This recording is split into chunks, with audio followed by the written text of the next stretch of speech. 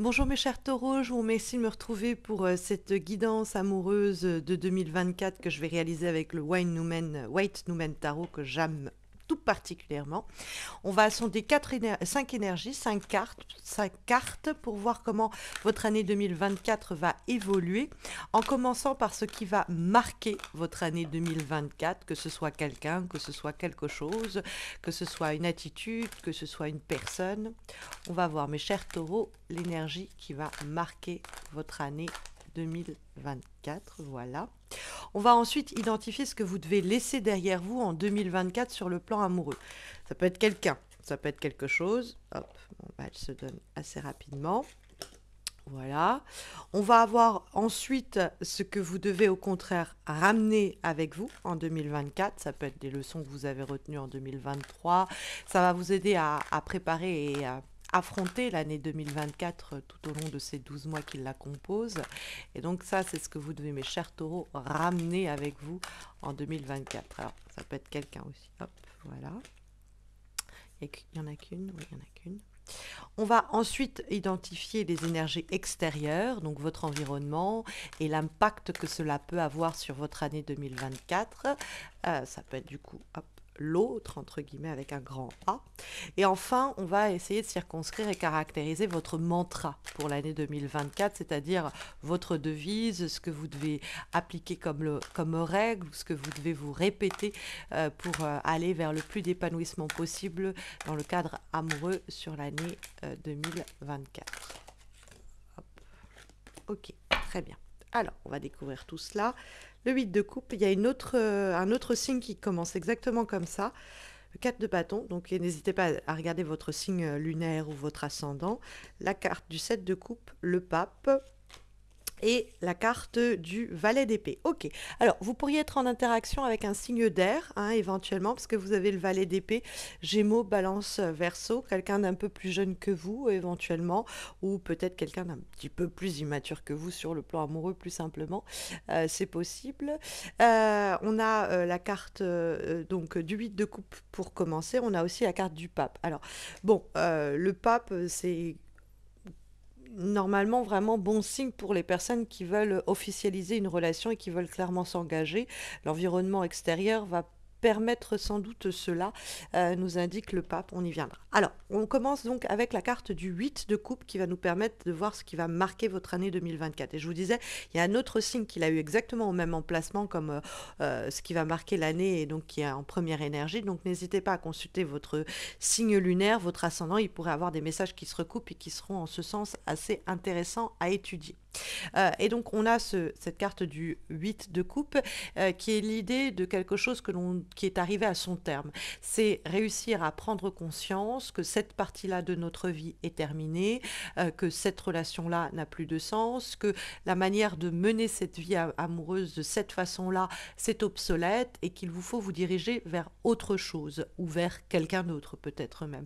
Parce que le 8 de coupe, si on est en relation, c'est vrai que ça peut nous dire que cette relation, elle a fait son temps. Et même si elle vous a apporté beaucoup, qu'il y a pas mal de nostalgie et que ce n'est pas de gaieté de cœur que vous vous en détournez, il est pourtant temps de le faire, hein, parce que le 8 de coupe, c'est une page qui se tourne, hein, et c'est souvent sur du long terme. Mais ça peut être aussi une attitude. Ça fait longtemps qu'on se comporte de telle façon sur le plan amoureux et puis on se rend compte que ça ne nous aide pas. Ou ça peut être une relation aussi un peu mi-figue mi-raisin qui n'aboutit pas et qu'il vaut mieux laisser derrière soi. Parce que le 8 de coupe, c'est tant que je n'ai pas refermé cette porte-là, l'autre ne s'ouvrira pas. Donc il y a vraiment cette question du sas, où il faut que je ferme quelque chose, je clôture une situation pour permettre à une nouvelle situation d'émerger. Et donc le 8 de coupe, j'ai l'habitude de faire des rencontres de cette façon-là, ça ne me réussit pas, j'ai bien vu 2023, ça a été pas porteur et pas fructueux, bon bah j'arrête de rencontrer les gens de cette façon-là. Je passais par uniquement des sites de rencontres et maintenant j'essaie de les rencontrer dans la vraie vie ou inversement. Je sortais tous les samedis soirs et je rentrais avec des personnes qui ne voulaient qu'un one shot ou qu'un coup d'un soir. Je vais essayer de passer par un autre biais pour faire mes rencontres. Et puis bon, sur le plan affectif, je me suis comportée d'une certaine façon, j'ai adopté une certaine attitude, ça n'a pas eu d'effet vertueux. Je dois arrêter cela et me tourner vers quelque chose de novateur et innover sur ma manière d'agir et de réagir. Mais il y a une page qui doit être tournée, hein, très clairement. On va avoir ensuite le 4 de bâton qui va nous permettre de déterminer ce que vous devez laisser derrière vous en 2024 sur le plan amoureux. Et le 4 de bâton, ça peut être toutes ces relations au sein desquelles vous ne vous sentez plus ou pas chez vous. Donc, ça peut être l'idée que dans votre couple, vous vous êtes retrouvé dans une situation où rentrer à la maison, c'était l'enfer, quoi. La croix et la bannière, plus du tout envie. Ou l'idée que dans un couple ou dans une relation donnée, on n'arrive pas à tisser un cocon, c'est-à-dire avoir le sentiment du refuge amoureux. Quand on est l'un avec l'autre, l'une avec l'autre, on se dit waouh, c'est génial, le monde extérieur s'efface, tout est flou tout autour et il y a juste ce huis clos entre nous deux qui est magnifique. Et tant qu'on n'arrive pas à trouver ou à retrouver cela dans le cadre d'une relation, mieux vaut la laisser derrière soi. Hein, ce sentiment feeling home, comme disent les anglophones, se sentir chez soi, se sentir à la maison, c'est une image, c'est une idée, mais c'est de se sentir à sa place, de se sentir, voilà, on n'a pas besoin d'être sur son 31, on n'a pas besoin de cacher ce que l'on pense, on n'a pas besoin de mesurer ses propos amoureux, tout est simple, tout est naturel, tout est aisé, et ce sentiment-là de facilité en termes de bien-être, de se sentir à sa place, de se sentir chez soi, c'est vraiment l'idée que dès que vous ne le sentez pas, il faut laisser derrière. Il y a des problèmes de communication aussi que le 4 de bâton peut dénoncer et l'idée d'une situation qui n'arrive pas à se stabiliser, qui est toujours bancale, qui est toujours précaire. Donc les relations de ce type-là, et puis si une relation on la sent effectivement un peu bancale, eh bien il faut absolument soit trouver l'élément qui va permettre de caler la relation. Hein. Alors je prends une image parce que le 4 de bâton, je l'assimile souvent quand il pose problème à une table à laquelle il y aurait 3 pieds, il manquerait le quatrième. Et tant que le quatrième pied n'est pas là, la situation eh bien, est sur le point de s'effondrer. Donc il faut trouver le quatrième pied pour que la situation se stabilise ou alors dégager l'ensemble parce que c'est toujours voué à, à boiter, quoi. Hein. C'est toujours, ce sera toujours, ça l'est et ce sera toujours boitillant. On va avoir ensuite la carte du 7 de coupe qui va nous permettre de rendre compte des leçons que vous avez à retenir pour 2024, les leçons retenues de 2023 par exemple. Et cette carte du 7 de coupe, c'est une carte qui nous dit que c'est terminé les plans sur la comète, c'est terminé les projets lunaires, c'est terminé les peut-être, les et si, les on va faire ceci, on va faire cela, mais au fond on ne le fait pas, on attend de le voir. Le 7 de coupe, c'est toutes ces relations euh, qui laissent espérer, mais qui ne conduisent jamais à rien de clair. On a retenu la leçon que quand on commence à idéaliser l'évolution d'une relation, on risque de se retrouver déçu et que on veut du concret, on veut du tangible, c'est terminé les peut-être, les éventualités et se perdre en conjoncture. Parce que c'est ça le 7 de coupe, il y a cette idée effectivement d'être dans une situation où on se laisse porter par des rêves, des fantasmes et puis ou des cauchemars des fois d'ailleurs, hein, on noircit le tableau, mais en fait rien n'est réaliste, rien n'est tangible, rien n'est concret. Donc on va essayer de confronter l'autre, on va essayer de dialoguer, on va essayer de rendre les choses vraies et concrètes et pas se laisser aller à quelque chose comme ça de peut-être, de et si et d'éventualité. Et puis faire attention aussi à toutes les relations où il y a une tentation sexuelle, où il y a de l'adultère, où c'est une carte qui nous parle aussi de cela, et de se dire, bon, c'est pas dans cet état-là des situations que je vais être heureuse ou heureux sur le plan amoureux. Hein. Et ça, c'est la leçon que je retiens peut-être de l'année 2023 ou peut-être même des années précédentes. Parce que quand il est question d'étudier les énergies extérieures, hein, leur influence et impact sur votre année amoureuse 2024, on trouve le pape. Et le pape, c'est une carte qui va nous dire qu'il faut aussi miser sur la spiritualité dans le cadre de la relation. On peut tomber sur quelqu'un qui, effectivement, est tout aussi spirituel que nous, ou ne va pas miser la qualité de la relation que sur l'attrait et l'attirance sexuelle, physique, etc.